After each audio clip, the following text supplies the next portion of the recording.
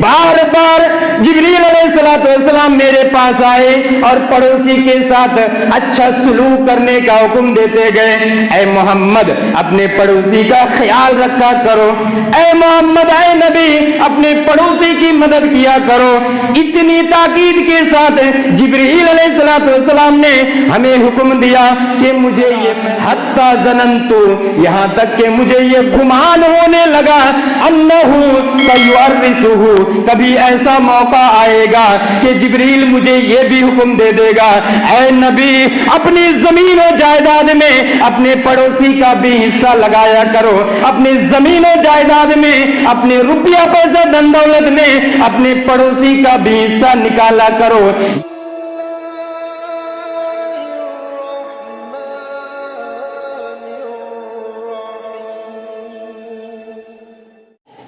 सलाम के ज़रिए से आपसी रंजिश दूर हो सकती है। सलाम के ज़रिए से दुश्मन भी दोस्त बन सकता है। सलाम के अंदर इतनी तासीर है, इतनी क़ुव्वत है। इसलिए आपके सामने बयान किया गया था सही मुस्लिम की एक हदीस को पेश करके कि नबी सल्लल्लाहु अलैहि वसल्लम ने फरमाया कि लोग जन्नत में दाखिल नहीं हो सकते जब तक मोमिन ना हो, और लोग मोमिन भी नहीं हो सकते जब तक कि वो आपस में एक दूसरे से मोहब्बत ना करने लग जाए। और नबी सल्लल्लाहु अलैहि वसल्लम ने आगे बयान किया कि क्या मैं तुम लोगों को एक ऐसा अमल ना बताऊं जिस अमल को अगर तुम लोग करोगे तो आपस में मोहब्बत बढ़ेगी, आपस में मेल पैदा होगा, बाहमी ताल्लुकात सही होंगे। और वो क्या है? अफ्शुस सलाम बैनकुम, अपने दरमियान सलाम को प्रचार प्रसार किया करो। सलाम जिसको हम हो सकता है बहुत सारे मौके पर हम सलाम को एक मामूली सा वर्ड समझते हैं या एक मामूली सा अमल हम समझते हैं, हालांकि इस अमल के अंदर बड़ी तासीर है। मैंने कहा था ना कि अगर आपसे कोई बात नहीं करता, आपको देख करके मुंह फेर लेता है, आपको देख करके मुंह फुलाता है, ऐसे आदमी को आप आगे बढ़ कर के सलाम किया कीजिए, वो भी आपसे मोहब्बत करने पर मजबूर हो जाएगा। ये सलाम की कुव्वत है, ये सलाम की तासीर है अस्सलामु अलैकुम के अंदर। और माना के अंदर तो एक तासीर और माना के अंदर तो एक मानवियत है ही है। अस्सलामु अलैकुम एक ऐसा जुमला है कि आप किसी भी सिचुएशन में, किसी भी परिस्थिति में, किसी भी अवस्था और हालात में आप इसको इस्तेमाल कर सकते हैं। दूसरे अल्फाज की तरह नहीं है, गुड मॉर्निंग और गुड इवनिंग और गुड आफ्टरनून की तरह ये सलाम के अंदर नहीं है। अगर आपकी मॉर्निंग गुड ना हो और आपको कोई गुड मॉर्निंग कहे तो आपको अच्छा नहीं लगेगा। आपकी इवनिंग अगर गुड ना हो, अगर आपको कोई गुड इवनिंग कहे तो अच्छा नहीं लगेगा। अगर आप परेशानी में हैं, आपको गुड आफ्टरनून कहे तो अच्छा नहीं लगेगा। लेकिन सलाम के अंदर एक मानवियत है कि किसी भी सिचुएशन में आप इसको इस्तेमाल कर सकते हैं। अस्सलामु अलैकुम, अगर कोई अच्छे हालात में है फिर भी आप उनको कह सकते हैं कि अल्लाह ताला की रहमत, अल्लाह ताला की सलामती आपके ऊपर नाजिल हो। कोई मुसीबत में है फिर भी आप कह सकते हैं। तो हर हाल में, खुशहाली में, बदहाली में, हर हाल में इसका इस्तेमाल किया जा सकता है। ये सलाम की मानवियत है। इसलिए आपसी उखुवत व भाईचारगी को अगर हम बढ़ाना चाहते हैं तो इसके लिए जरूरी है कि हम सलाम का प्रचार प्रसार करें, सलाम दिया करें। इससे आपस में मेल मोहब्बत और आपस में उखुवत व भाईचारगी में इजाफा होता है। हाँ, ये अलग बात है कि सलाम देना सुन्नत है, ये नबी सल्लल्लाहु अलैहि वसल्लम का तरीका है, ये एक अमल अच्छा है, मुस्तहब वाला अमल है। लेकिन इसके अंदर कुव्वत और तासीर ये है کہ آپسی رنجش، آپسی دشمنی کا خاتمہ ہو جاتا ہے۔ اس لیے نبی صلی اللہ علیہ وسلم نے بہت ساری حدیث کے اندر سلام کی فضیلت اور اہمیت کو اجاگر کیا، سلام کی فضیلت اور اہمیت کو بیان کیا، تاکہ ہمارے سماج میں اس کا رواج عام ہو جائے، اس کا پرچلن عام ہو جائے، ہم ایک دوسرے کو سلام دے کر کے اپنی بات کی سٹارٹنگ کرنے کی کوشش کریں۔ اور سلام کے بعد ہی ہمارے شریعت کے اندر کیا ہے؟ مصافحہ ہے، ایک دوسرے کے ہاتھ سے ہاتھ کو ملانا، مصافحہ۔ یہ الگ بات ہے کہ آپ ایک ہاتھ سے کریں گے، دو ہاتھ سے کریں گے، اس کو ابھی رکھیے نا ایک طرف، لیکن سلام کے بعد آپ جب مصافحہ کریں گے تو مصافحہ کے اندر بھی ایک تاثیر ہے، قوت ہے، طاقت ہے۔ وہ کیا ہے؟ آئیے موطا امام مالک کی موطا جو حدیث کی کتاب ہے، اس کتاب کے اندر حدیث نمبر 1682 1682 نمبر حدیث، نبی صلی اللہ علیہ وسلم نے فرمایا، مصافحہ کی فضیلت دیکھیے، تصافحوا یذهب الگل، اے صحابہ کرام مصافحہ کیا کرو، یذهب الگل، کینہ کپٹ دور ہو جاتا ہے۔ سلام کے بعد اگر مصافحہ کیا کرو گے، سلام کے بعد اگر ہاتھ سے ہاتھ ملایا کرو گے، یذهب الگل، دل کے اندر جو کینہ کپٹ ہے، دل کے اندر جو حسد ہے، دل کے اندر جو ایک نفرت پیدا ہو گئی ہے، اس نفرت کا خاتمہ ہو جائے گا۔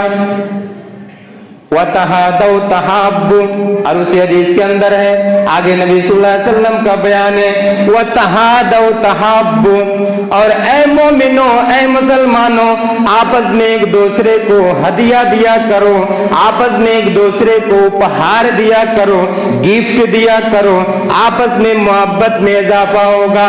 وَتَذْهَبُ الشَّحْنَةُ، اور دشمنی کا خاتمہ ہو جائے گا۔ یہ نبی صلی اللہ علیہ وسلم کا اصول ہمیں سکھایا نبی صلی اللہ علیہ وسلم نے۔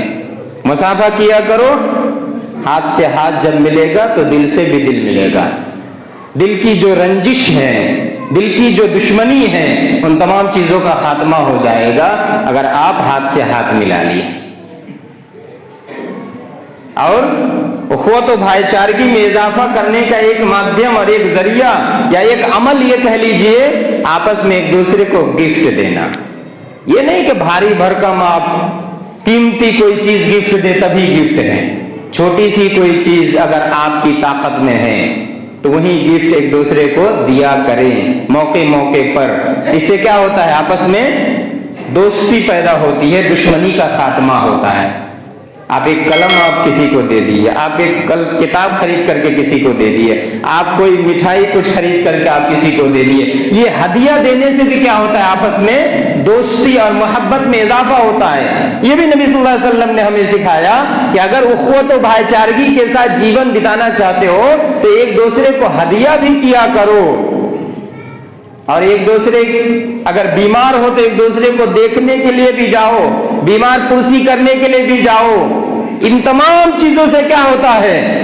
آپسی جو تعلقات ہے وہ مضبوط ہوتا ہے، آپسی جو بندھن ہے وہ مضبوط ہوتا ہے۔ اور مسلمانوں کا جیون اسی طرح ہونا چاہیے، ایک دوسرے کے دشمن نہیں، ایک دوسرے کے غمخوار، ایک دوسرے کے مددگار، ایک دوسرے کے معاون، ہیلپر اور سہایک ہو کر کے اپنی زندگی کو آگے بڑھانا چاہیے۔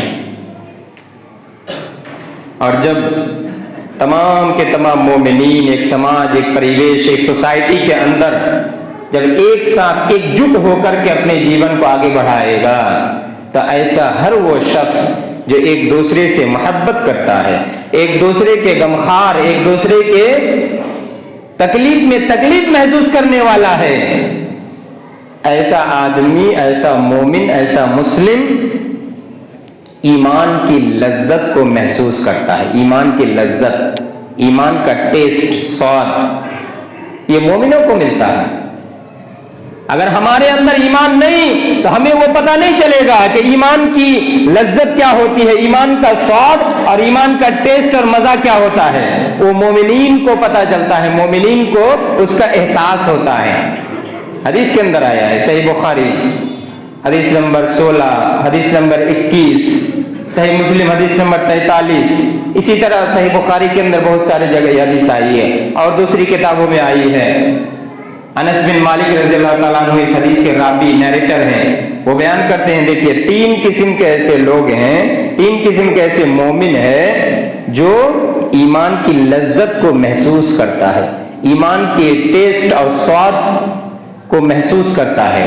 وہ کیا ہے؟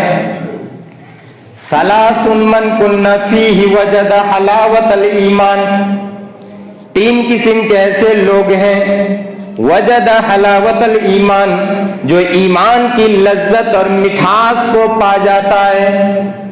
نمبر 1, ان یکون اللہ ورسولہ احب الیہ مما سواہما. نمبر 1 وہ آدمی جن کے نزدیک اللہ اور اس کے رسول اس دنیا کے اندر تمام کے تمام لوگوں سے, اس دنیا کے اندر تمام کی تمام چیزوں سے اللہ اور اس کے رسول سب سے زیادہ محبوب ہو, اپنے پتا سے بھی زیادہ نبی سے محبت کرنے والا ہو, اپنی ماتا سے بھی زیادہ اللہ اور اس کے رسول سے محبت کرنے والا ہو, اپنے بیٹے سے بھی زیادہ, اپنی بیٹی سے بھی زیادہ, اپنی اولاد سے بھی زیادہ, اس دنیا کے اندر جتنے بھی بسنے والے انسان ہیں اور جتنی بھی چیزیں ہیں تمام کی تمام چیزوں سے سب سے زیادہ محبت کرنے والا اللہ اور اس کے رسول کو محبت کرنے والا ہو.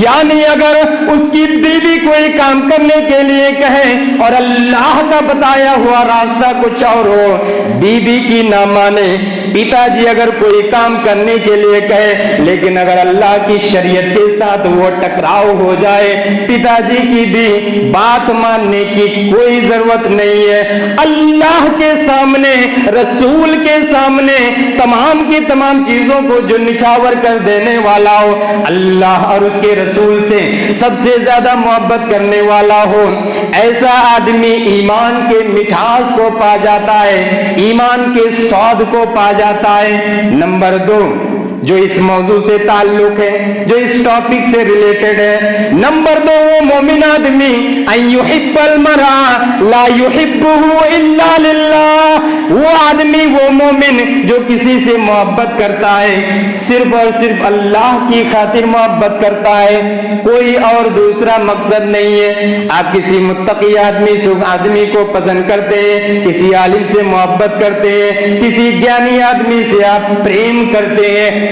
آپ اس سے پسند کرتے ہیں, اللہ کی خاطر پسند کرتے ہیں, ایسا آدمی بھی ایمان کی حلاوت اور مٹھاس کو پا جاتا ہے.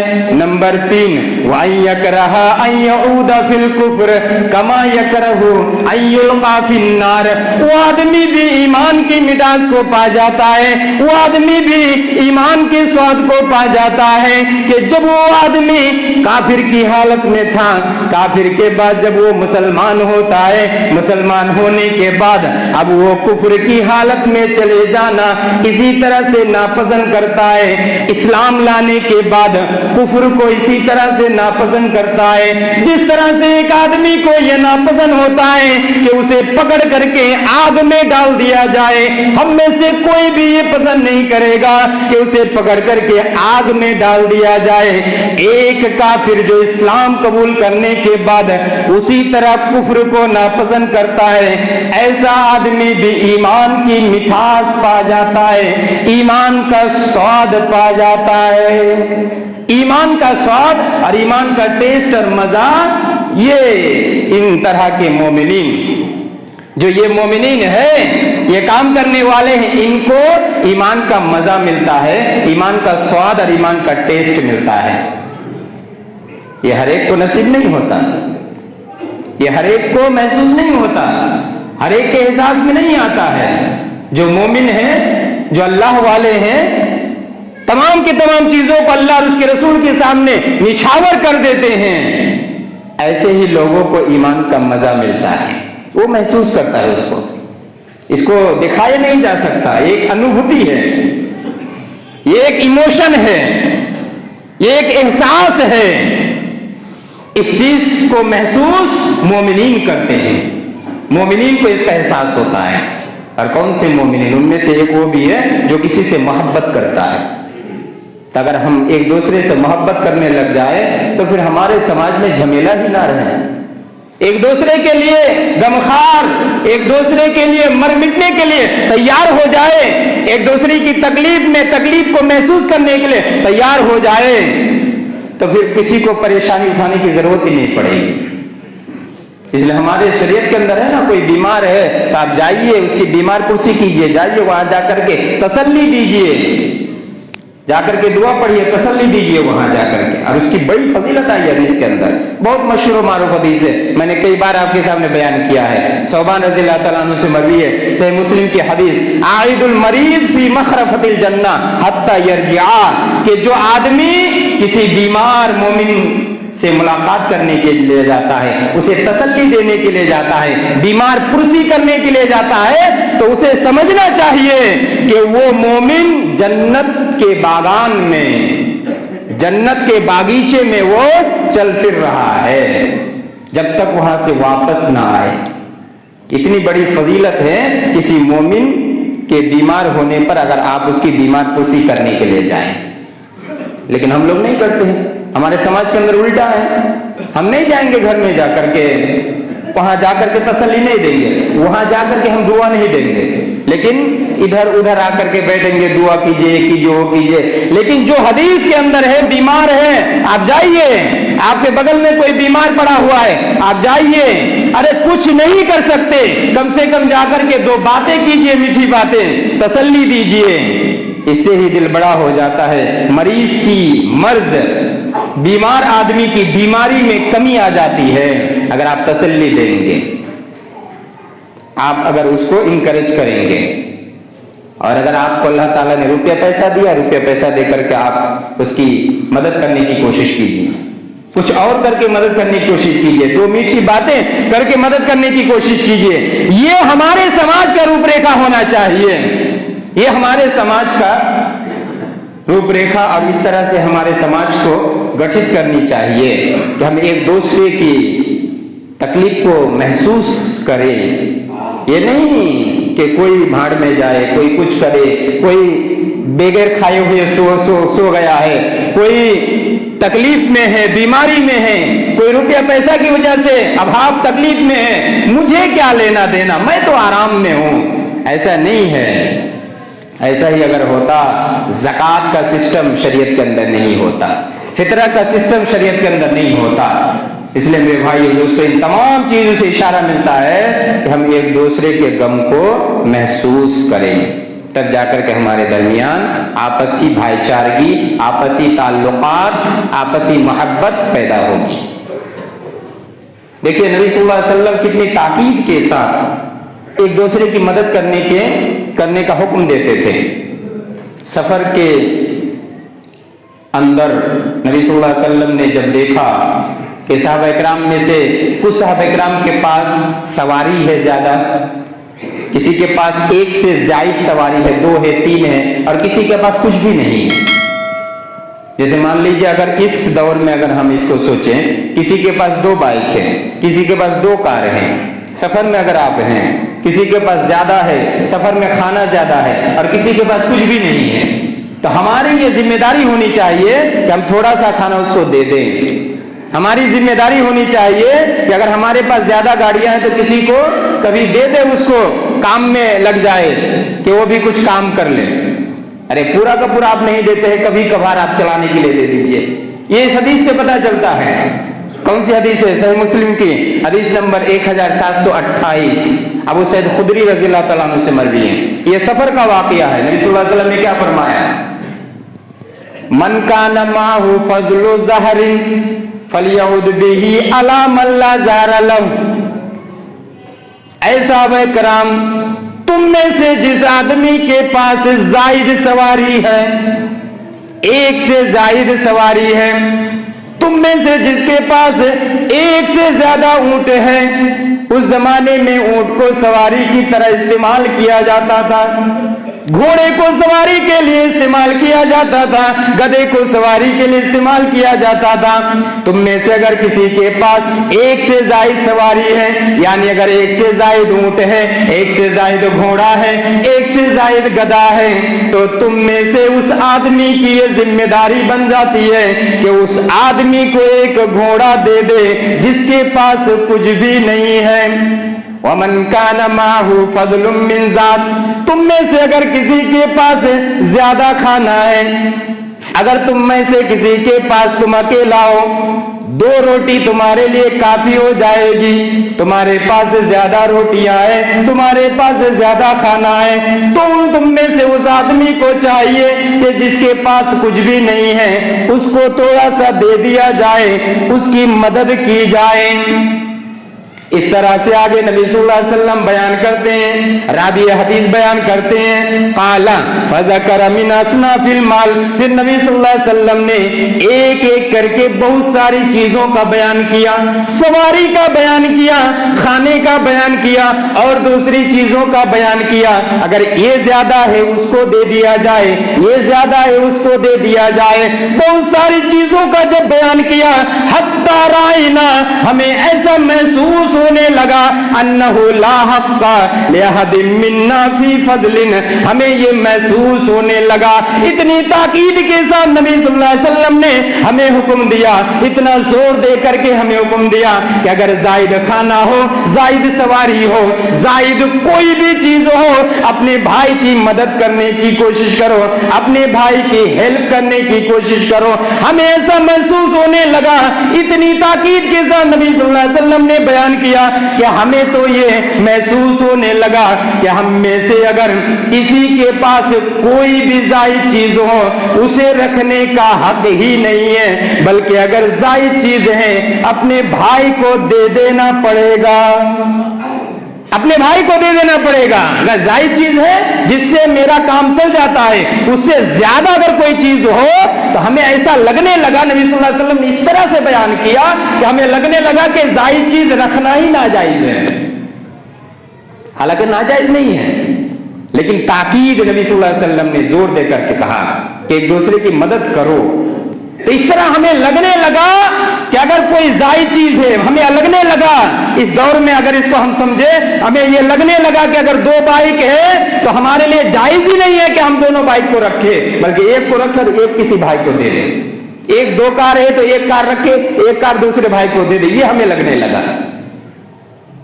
नबी सल्लल्लाहु अलैहि वसल्लम ने इतनी ताकीद के साथ बयान किया। पता क्या चला इन तमाम चीजों से, इन तमाम अहादीस से, कि हमें एक दूसरे की तकलीफ को महसूस करना चाहिए, एक दूसरे की परेशानी में हमें हेल्प करनी चाहिए, सहायता करनी चाहिए। इसलिए आप देखिए पड़ोसी के बारे में, और ये खुद भाईचारगी के अंदर कौन आते हैं? सब पड़ोसी में, आपस में जो हम रहते हैं, पड़ोसी के बारे में सल्लल्लाहु अलैहि वसल्लम ने क्या फरमाया? सहीह बुखारी हदीस नंबर 6014, मा ज़ाल यूसीनी जिब्रील बिल जारी हत्ता ज़ननतु अन्नहु सयुवर्रिसुहु।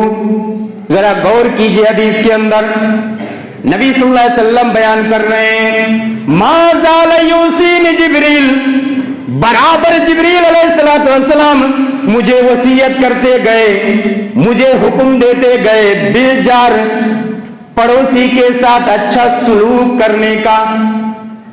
बराबर नबी सल्लल्लाहु अलैहि वसल्लम बयान करते हैं, बार बार जिब्रील अलैहिस्सलातु वस्सलाम मेरे पास आए और पड़ोसी के साथ अच्छा सलूक करने का हुक्म देते गए। ऐ मोहम्मद, अपने पड़ोसी का ख्याल रखा करो, ऐ मोहम्मद, ऐ नबी, अपने पड़ोसी की मदद किया करो। इतनी ताकीद के साथ जिब्रील अलैहिस्सलातु वस्सलाम ने हमें हुक्म दिया कि मुझे ये महसूस होने लगा, हत्ता ज़ननतु, यहां तक कि मुझे ये गुमान होने लगा, अन्नहु सयुवर्रिसुहु, कभी ऐसा मौका आएगा कि जिब्रील मुझे ये भी हुक्म दे देगा, ऐ नबी, अपनी जमीन और जायदाद में अपने पड़ोसी का भी हिस्सा लगाया करो, अपनी जमीन और जायदाद में, अपने रुपया पैसा धन दौलत में अपने पड़ोसी का भी हिस्सा निकाला करो। ये मुझे महसूस होने लगा। पता क्या चला? पड़ोसी के साथ उसने सलूक किया करो, पड़ोसी की की मदद किया करो, पड़ोसी की तकलीफ को महसूस किया करो। हमारी जिंदगी एक दूसरे के गम में कट जानी चाहिए, हमारी जिंदगी एक दूसरे की तकलीफ को महसूस करते हुए आगे बढ़ना चाहिए। एक दूसरे की तकलीफ में हम एक दूसरे के गमखार बने, एक दूसरे के मददगार बने, एक दूसरे के मुआविन बने, हेल्पर बने। ये हमारी जिंदगी होनी चाहिए, ये हमारा जीवन होना चाहिए मेरे भाइयों दोस्तों। इसलिए कि क्यों, क्या करेंगे, तमाम की तमाम चीजें सब छोड़ करके जाना है। एक दूसरे की मदद जो करेंगे, सहायता करेंगे, हेल्प करेंगे, वही सब कुछ जमा रहेगा अल्लाह तबारक व तआला के दरबार में, और पूरा पूरा बदला हमें और आपको दिया जाएगा।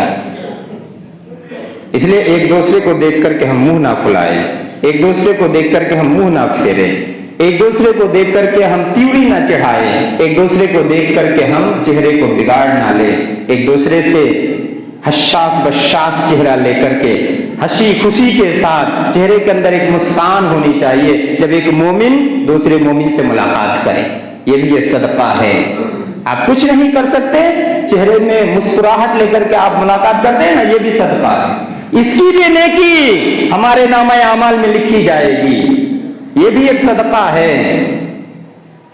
इसलिए हम एक दूसरे की मददगार, एक दूसरे के गमखार बने। अब्दुल्ला बिन उमर रज़ियल्लाहु ताला अन्हुमा, उनसे एक हदीस मरवी है, अल अदबुल मुफरद, इमाम बुखारी रहमतुल्लाह की किताब है अल अदबुल मुफरद। हम सब जानते हैं सही बुखारी, इसके अलावा भी उनकी कई किताब हैं, उनमें से किताब है अल अदबुल मुफरद, हदीस नंबर 111। अल्लामा अलबानी रहमतुल्लाह ने इस हदीस को हसन करार दिया है।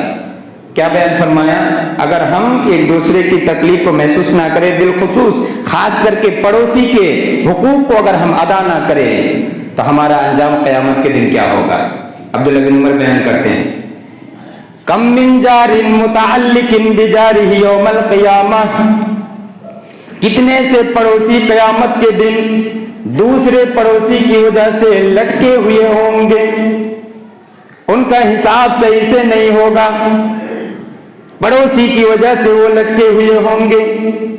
क्या मामला होगा, यक़ूलू, एक पड़ोसी कहेगा, जो पड़ोसी लटका हुआ है उसके बारे में उसका पड़ोसी अल्लाह के दरबार में कहेगा क़यामत के दिन, या रब्बी हादा अगलका बाबहू दूनी फमना मारूफा, ऐ मेरे परवरदिगार, ये वो फला बंदा है कि मुझे कुछ तकलीफ थी, मुझे कुछ जरूरत थी, मुझे कुछ हेल्प की जरूरत थी, मैं इसके दरवाजे पर गया, हादा अगलका बाबहू, इसने मेरे सामने मेरे मुंह पर अपने दरवाजे को बंद कर दिया, मेरी तकलीफ को सुनने के लिए तैयार नहीं हुआ, मेरी मदद करने के लिए तैयार नहीं हुआ, फमना मारूफहू, मेरी मदद नहीं की, मेरी तकलीफ को दूर करने से इनकार कर दिया। इस तकलीफ को दूर ना करने की वजह से, पड़ोसी के हुकूक को अदा ना करने की वजह से, अगर हमने भी अपने पड़ोसी का ख्याल ना किया, अगर हमने भी अपने पड़ोसी की मदद ना की, अगर हमने भी देखा मेरा पड़ोसी भूखा है, मेरा पड़ोसी प्यासा है, नंगा है, परेशान हाल है, मुझे अल्लाह ताला ने रुपये से नवाजा है, मुझे अल्लाह ताला ने दौलत से नवाजा है, मुझे अल्लाह ताला ने नेमतों से नवाजा है, फिर भी अगर मैं अपने पड़ोसी का ख्याल ना किया, ये पड़ोसी जाकर के अल्लाह के दरबार में शिकायत करेगा, अल्लाह के दरबार में जाकर के ऑब्जेक्शन करेगा, ऐ मेरे परवरदिगार, ये फला आदमी है जिसने मेरे मुंह के सामने अपने दरवाजे को बंद कर दिया था, और जब ये शिकायत की जाएगी उसका फैसला भी रोक दिया जाएगा, वो लटक करके रह जाएगा।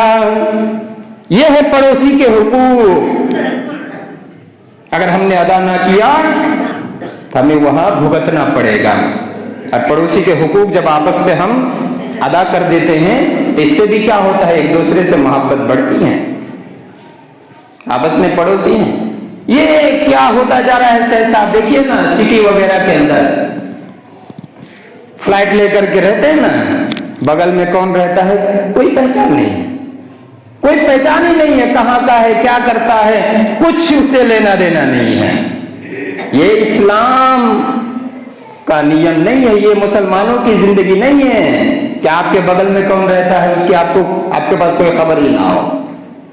ایک دوسرے کی خیریت، ایک دوسرے کا حال ہمیں پوچھنا چاہیے، بالخصوص مسلمانوں کے درمیان ایک بھائی چارگی ہونی چاہیے۔ انما المؤمنون اخوہ، جتنے بھی مومنین ہیں سب کے سب کیا ہے، آپس میں بھائی بھائی ہیں۔